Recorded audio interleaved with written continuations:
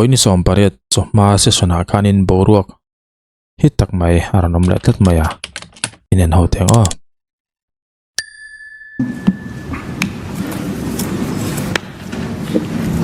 o speaker kalome customer number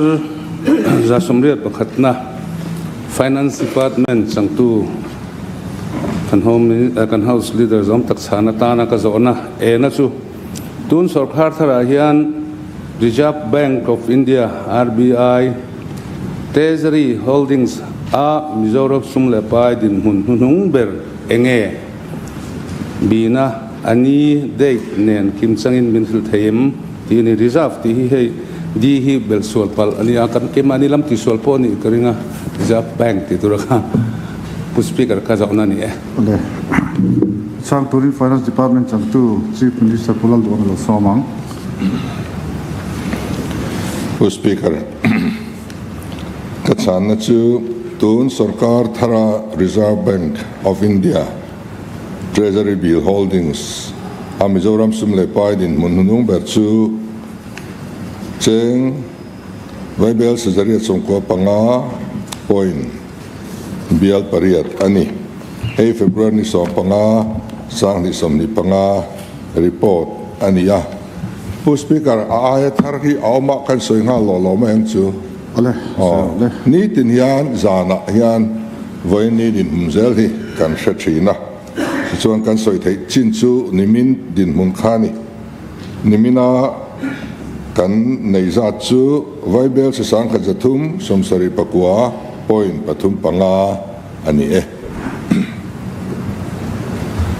le so bel so turin so no nei tu pushing ne chana somang speaker ka zobel na chu kumthar sang ni le som ni le panga January nulama voi engzat nge short term borrowing wise and means advance anei to pakhatna panina anei chuan engzat nge outstanding omeka engtiklai ruzo tur nge pathumna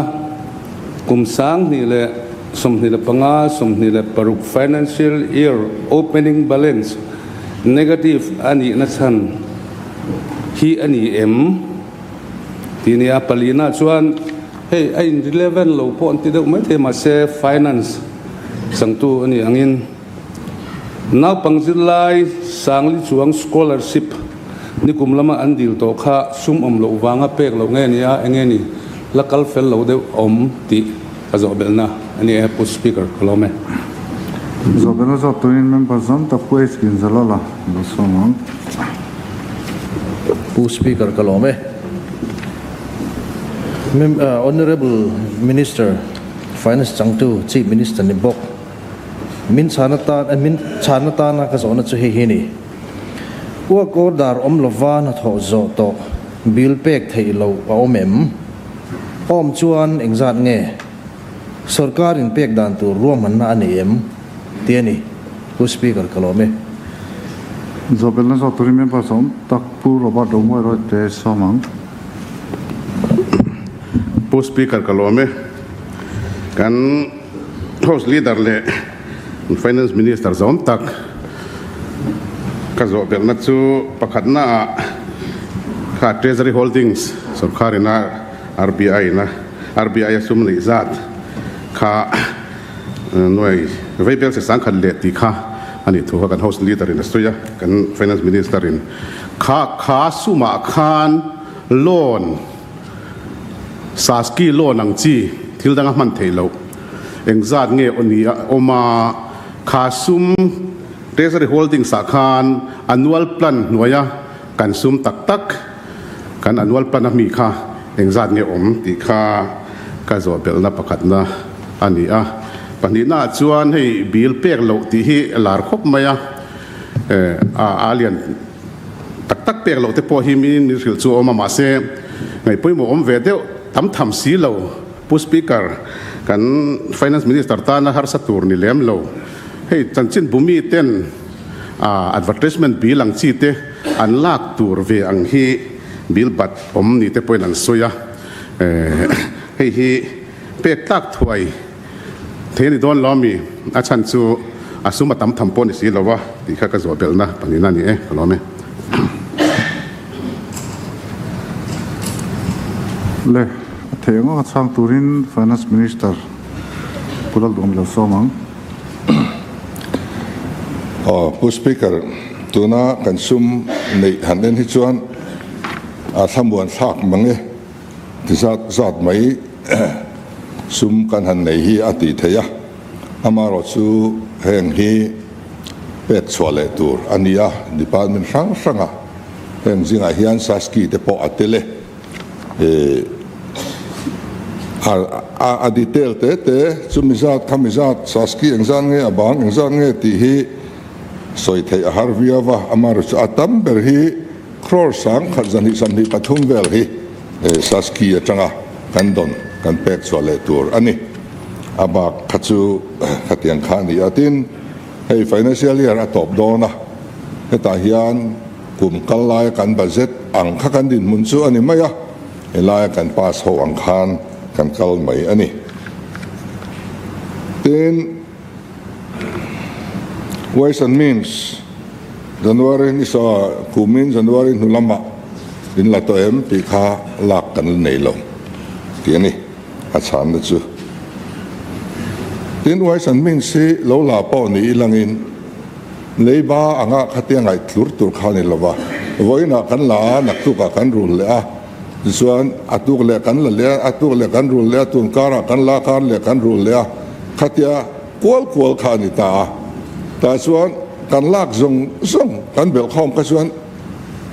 อันว่าพวกนั้นเวทีตุรขานี่มาเสกันรุนเลยเสียละข้าสรการที่ลมดานอันนี้พริมที่กันสวยดู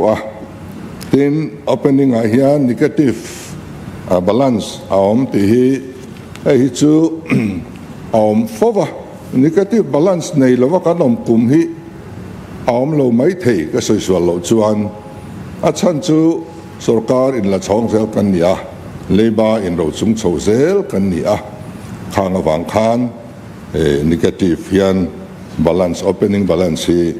กันในเราเทเราทีนอันนี้ทีน scholarship เป็กเราในสันฮี technical ทิลเองก็มองวังอันนี้กัน students organization ที่ point ที่ลมเจียส่วนเชียงขบินกับเสียที่ central จังกันดอนอัตไลชินวังที่พอเฮียน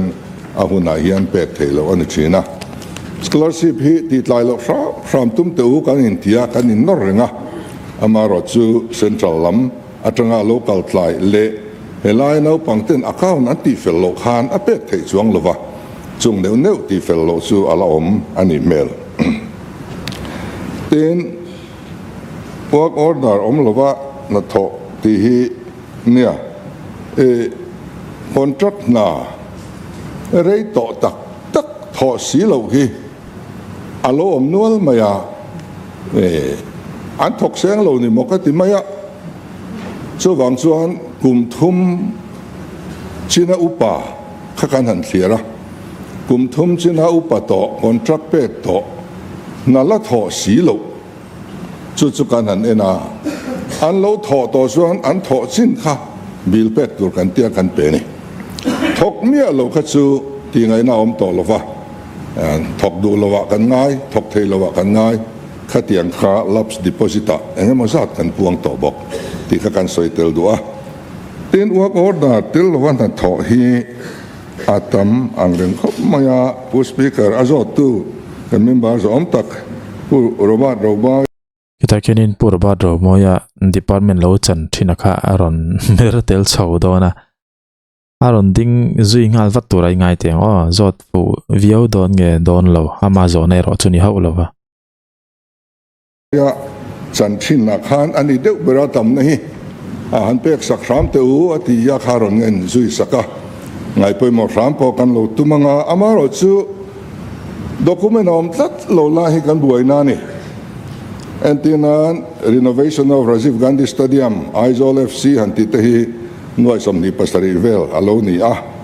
then laying of artificial turf at Rajiv Gandhi Stadium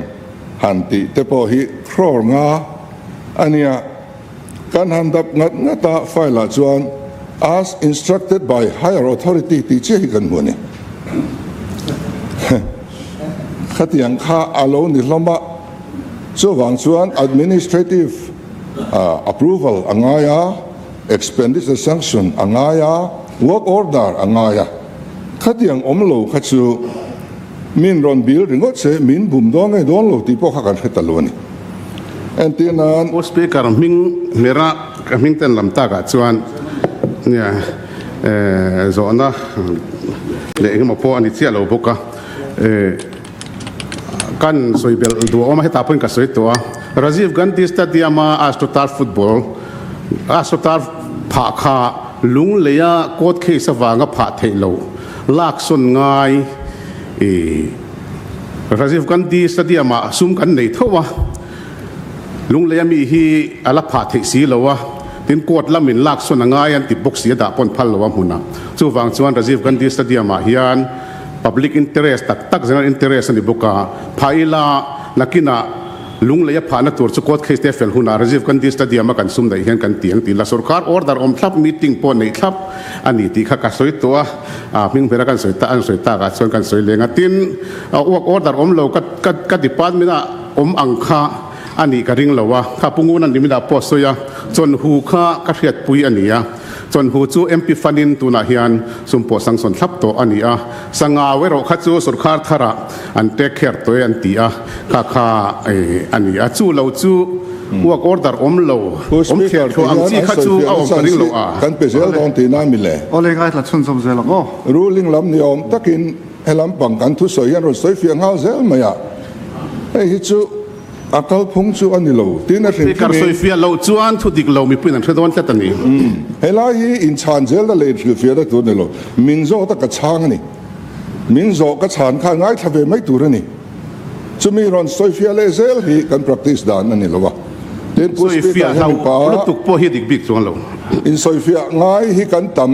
khop mai amak sam thin khop mai te ro en zel pateng hi chu kan soi zel lo long chu me ma ka soi du chu point of order te hi pu speaker kan member te hian kan business rules ka proceedings book ha lo chiar mun te se point of order hi enge ani kan session chunga point of order kan din pui reng hi point of order thling pakhat ma kalamulo chu wang chuan kan mi siu sa ni hang te hi chiarila point of order atlin chuan ngoi turani chief minister poni se min point of order arrest chuanin angoi turani angai thaturani ma se point of order tlinglo ma ni sul nu por so soibam du na vai mai kan din pui a he ni chu phal lo chi nia khongai khala ka kan sei fia du rem cha kan la lo lo nge kan ma khan om veka rules kha ke ula rule number 334 akan point of order chung sang asya chuta chuan asya chuan point of order raised hey na ta chu rules kalin statement an tiam constitution kalin thilti omem dan kala omem ti khani tin point of order raised lo na tur ta chu member hian information a deal tur ani lawa kha para rule number 334 para 6 a le b khan information a deal tur ani lawa ti le opposition asifia tur ani law ti omani a member shall not raise a point of order a to ask for information or b to explain his position ti omani chu vai tu na kan house leader in a soi khachu a valid deu en o chu kati tin amero chu mi in statement siam aduni chuan house 2335 rule number 335 khana siam theni maset chu mi tu chuan secretary ne na in writing in a pe anga speaker in RMT chuan ti statement a siam du chana kha fia takin a jak turani ti ani boka 334 le 335 ka kan ma thewa khoi lo enila tin kan ngen du chu member te minister te amo tu te po ni se statement pe turin kan in so ma statement pe glaya lo in au boimo lo in ti boimo hi chu iching lo shamila he diktat chuanin aming speaker kan nia kai shoi tu kan ni member te kan zalen theu kadua kan du zong te khanan sei hi hanin khapi a shom timi kan ni amara chu kan speaker hi ane mamani ti hi ari ring khop ania member te zalen na ka pek du wang chuin heng te po him se thiam ula in khap ngai mo in thutil ngai mo ang boro chi thleng lo ram samila ti kha rem sak ema point of order sang khan kan saifia le du bokani ti khan khoi o house leader sai tu la ni chon po speaker kha kan dan chu chiang khop maya mani in saifia nan point of order ri man lo tu ti kha lo zia kul mai ni kha